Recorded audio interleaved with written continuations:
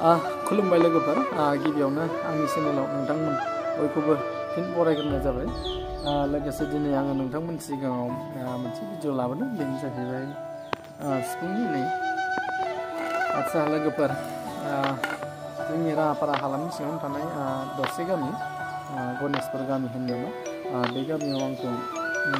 खाम सिफुं सोलोंनो फोरोंनो होननानै बिथांमोननि गामिया हांख्रायदों आरोना दा बेनिखायनो आङो बिसोरनि गामियाव थांनो नागिरदों दा बेजों लोगोसेनो बिथांमोना आंनाव सिफुं अर्डारबो खालामखादों आरोना गासै आङो दा 11 खानसोल' जगार खालामनो हाबाय दा उनाव नांबावगौबा इसोर लाबावथोंसै नैबेनो लोगोफोरनि बेबायदि आङो खालामबाय दा नोंथांमोननो फारि देखायगोन आरोना खाथियाव साफायनानै जिखिजाया आङो नैबे सिफुं बानायनायनिखौल' आं नोंथांमोननो देखायबाय जों थांनानै माबायदि खालामगोन बेखौ आं साननैसोनि उनाव फोरोंनायनि बागै आङो खोन्थासिगोन आरोना दा आङो बिथांमोननि गामियाव थांनायनि सिगां सिफुं लानो नागिरनाय खानो नागिरनायखौ आं नोंथांमोननो देखायग्रोबाय आरोना जाबा दा जा सिफुंखौ फलंबाय लोगोफोर साउन्डआ माबायदि जायो नोंथांमोनाथ' मिथिखायो नङा होमबा सुना देखायथ'ला खोमा ना गाबनायाथ' गाबखाजोबो दा नोंथांमोननो फारि देखायनोसै र' माबायदि जादों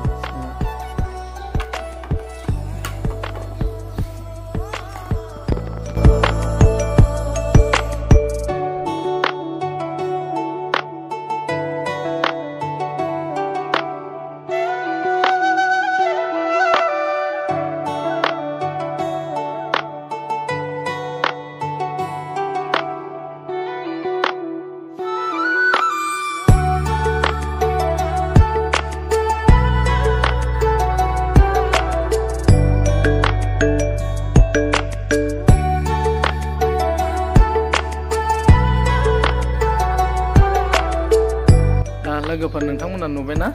जानांगौ नै आं माबायदि बानायदों बेनिफ्राय लोगोफोर सोरनोबाफोर बिदिनो खेराइनि सिफुं आर'जआव दामनो बा बायदि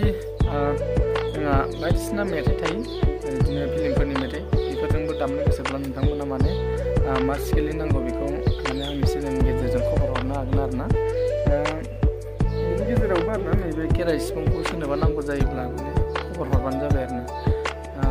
औवा बिराद मोननो थान लोगोफोर बेनिखायनो खस्थ'नि गेजेरजोंब्लाबो गंफा गंनै नागिरना फलंगासिनो आं दा बेनिखायनो नोंथांमोननोबो नांगौब्ला सोरनोबा थाबैनो खबर हरबानो जाबाय बारा लाया लोगोफोर आङो बिदिनो 400 500 बिदि लायो आरोना गंसेयाव नैबे खेराइ सिफुंखौ बेनिफ्राय बिथिंजाय जोंहा बेलेग स्केल दङ बे बेलेग स्केला 250निफ्राय लानानै 3000सिम दं आरोना दा आंनाव 600सिम 250निफ्राय लाना 600सिम मिडल फ्लुटआबो दङ 6 हला आरो 5 हल्सनि बेनो मा होनगोन 400 500 बेफोरबायदियाव हरनो हायो आरोना दा औवा बिराद मोननो थान लोगोफोर औवानि बिराद आंखाल बेनिखायनो जोङो माने खस्थ' जायो आरोना फलंनो एखनबा बालायलाङो मालायनाव बेसेबां औवा नागिरनो न'आवबो गैया आरो बायनाबोथ' लाबोखानांगौ आरो थसे थनैखौ हरनो नागिरा बिराद खस्थ' माने लोगोफोर सिफुं बानायनायाबो दा खायसेया साननो हागौ सिफुङा माने एसेबां दाम लायो होननानै आंथ' दामखौनो लानाय जाबावा लोगोफोर ओरै सोनाब साइडनि लोगोफ्राथ' 600 700सिम फानो आरोना जोंनि एरियायाव बांद्राय एसेबां माने बेफोरनि दोहौआ नांफैयाखै नालाय दा आङो 400सोआव हरथ'दों आरोना दा जिखिजाया लोगोफोर फलंनायनि बागैथ' मा बुंबावनो ओरैबायदि खस्थ' खामानि जाय खेबसे फलंनानै नायगोन बे मिथिगोन आरोना गावनो माने गंफा गंनै फलंनाया जेबो नङा माने फाननो फलंनाया बिराद खस्थ' जायो आरोना